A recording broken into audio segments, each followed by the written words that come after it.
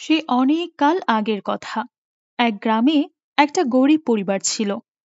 রুস্তম সে অনেক খারাপ ছিল। সে দিনভর মদ খেত আর জুয়া খেলত। আর তার স্ত্রী ছিল খুবই পরহেজগার।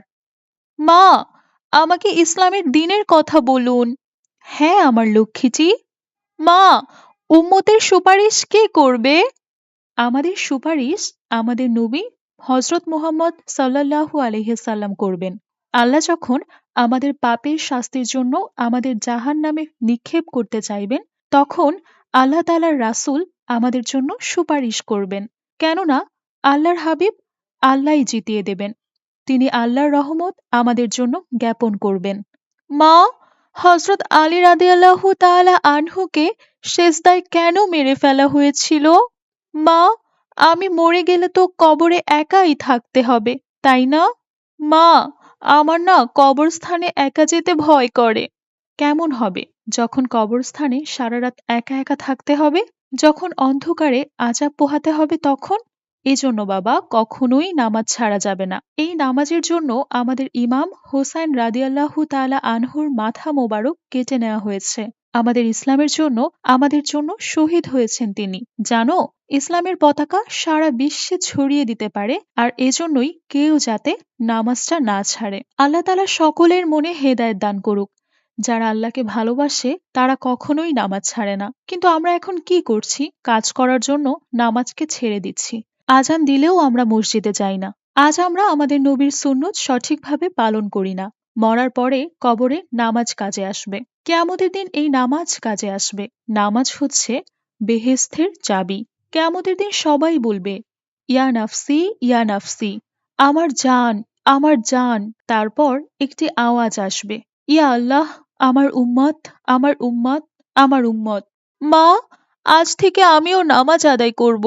জানো, আমার নবী মুহাম্মদ সাল্লাল্লাহু আলাইহি সাল্লামের চোখ ঠান্ডা হয়ে যায় যাতে। আমি আজ থেকে আর আমার নবীজিকে কাঁদতে দেব না। মাশাআল্লাহ মা, আমার লক্ষ্মী মামুনি, তুমি তো এখন অনেক ছোট। আরে মা, ছোট হয়েছে তো কি হয়েছে? নামাজ সবার জন্য ফরজ, কারো জন্য ছাড় নেই। মাশাআল্লাহ, আমার লক্ষ্মী সোনা। তোমার মতো মেয়ে আল্লাহ সকল বাবা মাকে দিক। কিন্তু মা, তোমার বাবাও যদি আল্লাহর হেদায়েত পেত, আল্লাহ তাআলার ইবাদত করত, ভালো হতো। কিন্তু সে তো মদ খায়, জুয়া খেলে, খারাপ কাজ করে। হে আল্লাহ, আপনি তাকে হেদায়েত দিন। তখন রুস্তম মদ খেতে খেতে বাড়িতে চলে আসে। কি করতেছো তোমরা মামায়া মেলা? আমার জন্য খাবার বানাইছো নাকি বানাও নাই? আজকেও তুমি মদ খেতে খেতে আসছো? তোমার ঘরের প্রতি কোনো দায়িত্ব নেই? আমাদের মেয়ে এসব দেখে কি শিখবে বলো তো? আরে চুপ কর, খালি ঘ্যান ঘ্যান করিস না, তাহলে এই বোতল তোর মাথায় ফাটাবো। যা যা, আমার জন্য খাবার নিয়ে আয়। রাবেয়া তার জন্য খাবার আনতে যায় এবং খাবার নিয়ে আসে। এদিকে রুস্তম নেশায় ঘুমিয়ে পড়ে।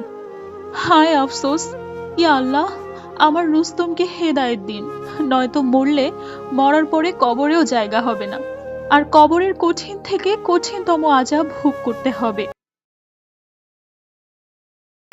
আম্মু, আব্বু মদ কেন খায়? আমার একটুও ভালো লাগে না। তোমার সাথেও কিরকম খারাপ ব্যবহার করে। আমার বাবা একটুও ভালো না। ছি, বাজে বাবা। এভাবে বলে না মামুনি, তোমার বাবা তো তোমারই বাবা। বাবা যেমনই হোক না কেন, বাবা তো বাবাই হয়। এভাবে আর কখনো বলবে না মামুনি। ঠিক আছে আম্মু, আমি আর কখনোই এসব বলবো না। চলো মা, এখন তুমি ঘুমাতে যাবে। ফজরের নামাজের জন্য উঠতে হবে তো আমাকে। আম্মু, আমাকেও নামাজের জন্য উঠিয়ে দিও, আমি নামাজ আদায় করব। ঠিক আছে মামুনি, কিন্তু ঘুমানোর আগে একটা দোয়া পড়তে হবে। কোন দোয়া আম্মু? আল্লাহুম্মা বিসমিকা আমুতু অ আহ ইয়া। তারপর আস্তাগফিরুল্লাহু রাব্বিহি মিন কুল্লি জামিউ ওয়া আতুবু ইলাইহি লা হাওলা ওয়ালা কুওয়াতা ইল্লা বিল্লাহ। আল্লাহুম্মা সাল্লি ওয়া সাল্লিম আলা মুহাম্মদ সাল্লাল্লাহু আলাইহি ওয়াসাল্লাম।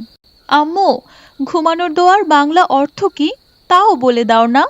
এর অর্থ হচ্ছে, হে আল্লাহ, আপনার নাম নিয়েই ঘুমাচ্ছি, আপনার নাম নিয়েই জাগ্রত হব।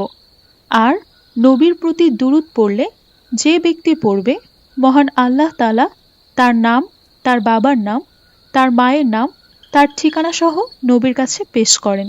মা, তুমি না বললে? আমি তো জানতামই না। আচ্ছা মামুনি, এখন ঘুমিয়ে পড়ো। তারপর তারা দুজন ঘুমিয়ে পড়ে। الصلاة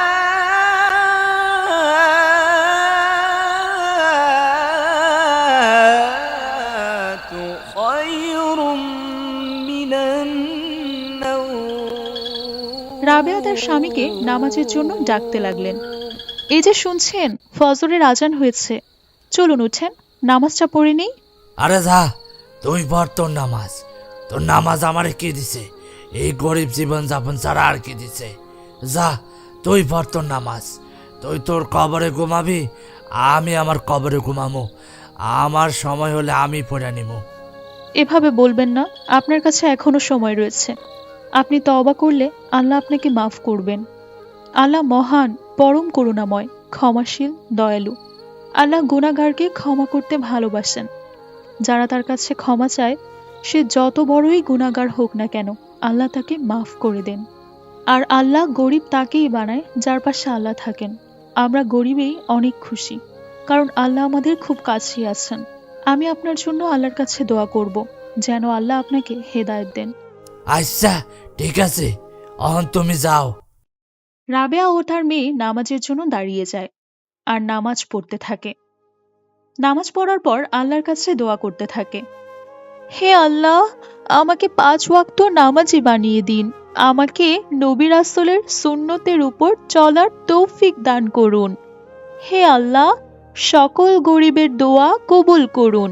হে আল্লাহ, আমাকে আমার পিতামাতার কথা শোনার তৌফিক দান করুন।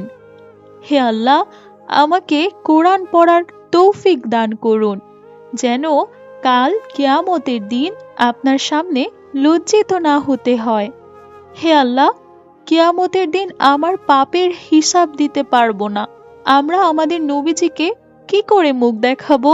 হে আল্লাহ, আমাকে মাফ করে দিন। তোমার অন্তর পবিত্র, তোমার ভালোবাসা আমার মা বাবার থেকেও বেশি। আমাকে এমন করে বানাও যাতে আমি কখনোই আমার মা বাবাকে কষ্ট না দিই। আর হে আল্লাহ, আমার বাবাকে হেদায়েত দাও, তাকে নামাজি বানিয়ে দাও।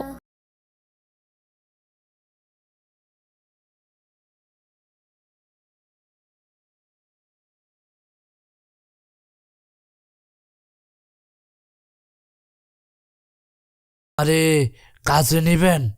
আরে না, আমার লোক ঠিক করা আছে।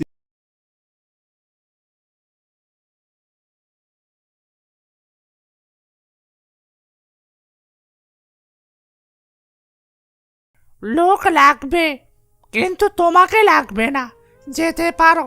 তাকে কেউ কাজ দিতে রাজি হলো না। তারপর একদিন সে তার স্ত্রীর গহনা চুরি করে জুয়া খেলতে যায়। সে সেখানে জুয়া খেলে হেরে যায়। তারপর সে মন খারাপ করে বাড়িতে ফিরে যায়।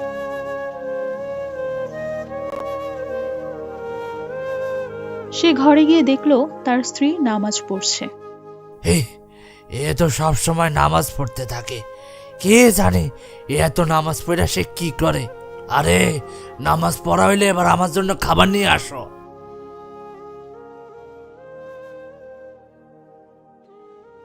ঠিক আছে, আমার 2 রাকাত নামাজ বাকি আছে, তারপর নিয়ে আসছি। সে বাইরে গিয়ে আগুন জ্বালায়। ঠিক আছে, চুলাটা গরম হোক, তারপর তাদের জন্য খাবার বানিয়ে দিব। ততক্ষণে 2 রাকাত নামাজ পড়ে আসি।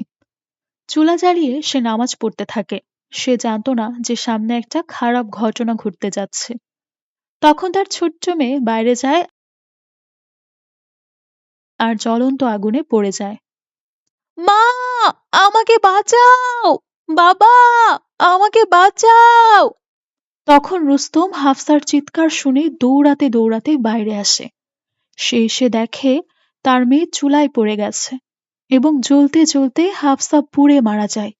এসব দেখে রুস্তমের অনেক রাগ হয়।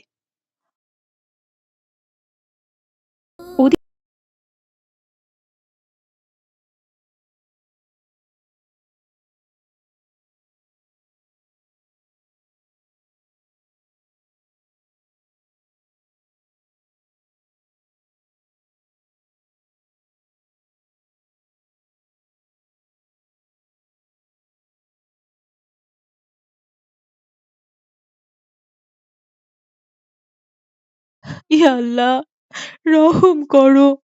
দেখ, তোর নামাজ তোর মেয়েরে ছিনায় নিছে। আমি তো গুনাহগার, আমি তো আজ পর্যন্ত কিছুই পাই নাই। যা একটা মেয়ে ছিল তাও ছিনায় নিছে তোর নামাজ। কোথায় তোমার নামাজ? কোথায় তোমার আল্লাহ? তোমার আল্লাহ কি আমার মেয়েকে আবার ফিরিয়ে দিতে পারবে?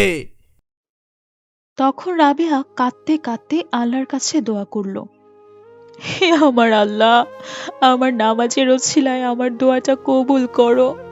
আমার মেয়েকে আমার কাছে ফিরিয়ে দাও, নয়তো এই জ্বলন্ত চুলায় আমিও আমার জীবন দিয়ে দিব। কেননা আমি নামাজের সম্মান বাঁচানোর জন্য নিজেকে কুরবান করে দিব। তখন আসমান থেকে আওয়াজ আসতে লাগলো, আল্লাহ সবার কথা শোনেন। যারা আল্লাহর ইবাদত করে আল্লাহ তাদের কখনো নারাজ করেন না। তুমি কি করো না করো আল্লাহ সব দেখেন। তার চোখ থেকে কোনো মাখলুক আড়াল হতে পারে না। এই দুনিয়ায় তুমি ধন সম্পদের পিছনে ছুটেছ, একদিন সব বিলীন হয়ে যাবে। তোমার রবের ইবাদত করো, আল্লাহ তোমাদের দুনিয়া ও আখিরাতে মঙ্গল দান করবে।